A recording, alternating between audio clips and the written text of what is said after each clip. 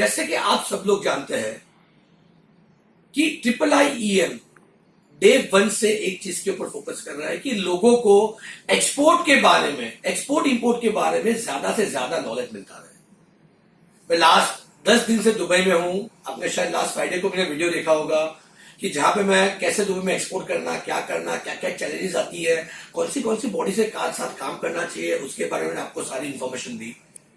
आज और एक वीडियो हम लोग रिकॉर्ड कर रहे हैं स्पेसिफिकली फॉर द पीपल जो दुबई के अंदर एक्सपोर्ट करना चाहते हैं, और उसमें भी फ्रेश फ्रूट्स एंड वेजिटेबल्स, क्योंकि जीसीसी कंट्री का सबसे बड़ा ग्लोबल ट्रेड हब है दुबई।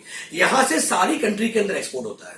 सो आज मैं बैठा हूं अमेजॉन शिपिंग के साथ, जो हमारे एसोसिएट पार्टनर है दुबई और गल्फ कंट्री के अंदर एक्सपोर्ट करने के लिए, जो हमारा सारा क्लीनिंग फॉर्डिंग से लेकर सारी चीजों का काम करते हैं।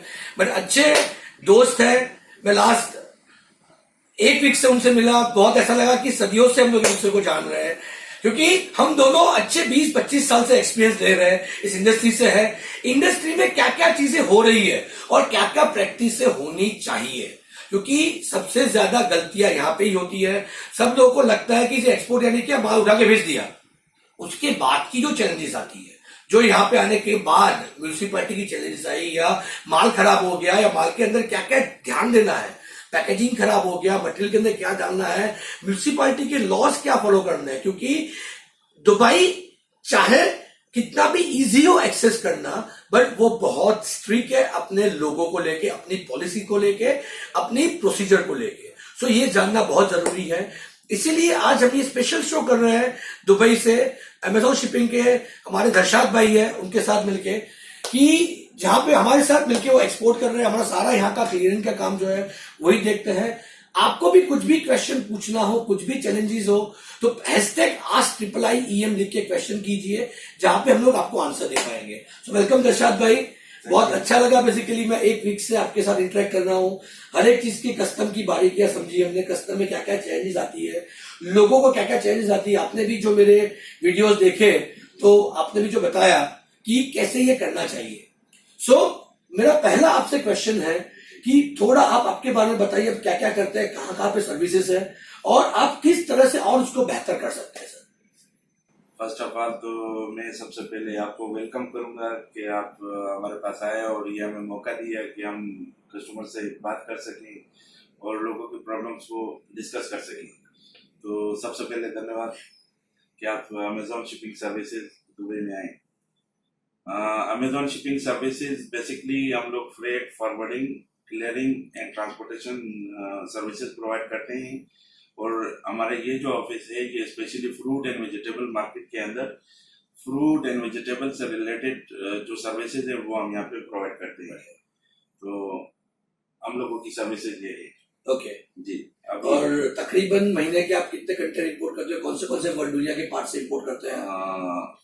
हम लोग डायरेक्टली खुद इंपोर्ट नहीं करते हैं, क्लियरिंग हम लोग कस्टमर्स के ब्याह पे उनको सर्विसेज देते हैं। अल्हम्दुलिल्लाह हमारे पास दुनिया के हर कोने से, यूरोप से, इंडिया से, पाकिस्तान से, चाइना से, तो हमारे पास तकरीबन तमाम दुनिया के मुल्कों से कंटेनर्स आते हैं, शिपमेंट्स आती है और हम वो सर्विसेज प्रोवाइड करते हैं। Okay, good. मेरे हिसाब से बेसिकली मैंने देखा है यहाँ पे जो जिस तरह से क्लीनिंग, सब अपने आप को क्लीनिंग फॉर एजेंट्स बोलते हैं, सब अपने आप को कहते हैं कि मैं तो क्लीन कर लेता हूँ, सस्ते में कर लेता हूँ, ये कर लेता हूँ। सो आपके हिसाब से दुबई के अंदर अगर पर्टिकुलरली बात करूं तो एक अच्छा क्लीनिंग एजेंट क्या है, और आपकी सर्विसेज की अगर बात करें तो how you are different and how you are originated. I be happy you can share those details as well, जहां पर सबको इन्फॉर्मेशन मिले। Of course. सबसे पहले तो बात यह है कि देखें यहाँ पे जब हमारे इंडिया या पाकिस्तान से जो लोग आते हैं, not in from European countries, क्योंकि वो लोग प्रोफेशनली वहाँ पे वो प्रैक्टिस है उनकी, तो वो लोग सारी चीजें चेक करते हैं, उसके बाद ही वो लोग काम स्टार्ट करते हैं किसी के साथ। लेकिन हमारे जो इंडिया से और पाकिस्तान से जो हम लोगों के एक्सपोर्टर्स आते हैं, तो वो यहाँ पे रास्ते में किसी के साथ बात करके किसी के साथ भी अपने डॉक्यूमेंट दे देते हैं और 50-100 के डिफरेंस के पीछे वो चले जाते हैं। सबसे पहले कोई भी यहाँ पे एक्सपोर्ट करता है, उनको क्या चाहिए कि वो किसी के क्लियरिंग एजेंट को चूज करें। सबसे पहले जो चीज है उनका वो लाइसेंस चेक करें कि आया वो दुबई कस्टम से लाइसेंस है या नहीं। गुड। नंबर 1। नंबर 2, वो है तो उनके पास फैसिलिटीज क्या है, उनके पास उनकी फ्लीट क्या है, वो आपको टाइमली कंटेनर डिलीवर कर सकते हैं नहीं कर सकते, उनके पास जो क्लियरिंग की सर्विसेज हैं आया वो 24 आवर्स की अवेलेबल है या नहीं है। सही बात। Specially in fruit and vegetable हम लोगों के पास इन हाउस कस्टम्स फैसिलिटीज है, हम लोग ब्रोकरेज 24 आवर्स देते हैं। Okay good. तो उसके अलावा फ्लीट हमारी अपनी है, तो हम लोग 24 आवर्स में हमारा ऑपरेशन जारी रहता है और हम आपके जो कंटेनर्स होते हैं वो आपको टाइम पे डिलीवर करते हैं। सबसे ज्यादा फूड्स एंड लॉजिस्टिक की बात करो, सबसे ज्यादा जरूरी है वो, क्योंकि ये इतना सेंसिटिव प्रोडक्ट है, अगर टाइम से डिलीवर नहीं हुआ। मैं लास्ट एक वीक से मंडी में ही था, आपको थोड़ा शेयर करूं मैं, ग्रेप्स के कंटेनर्स आके पड़े हुए हैं, सारी ग्रेप्स बिगड़ गई है। अभी मैं आज सुबह से ऑनियन के पार्किंग में ही था और मैं शॉक था, 15 दिन से कंटेनर पड़े हुए पोर्ट के ऊपर, पूरे के वो स्प्राउट निकल आया है। अब वो माल है, यहाँ पे आके सील लगे के पड़े हुए हैं।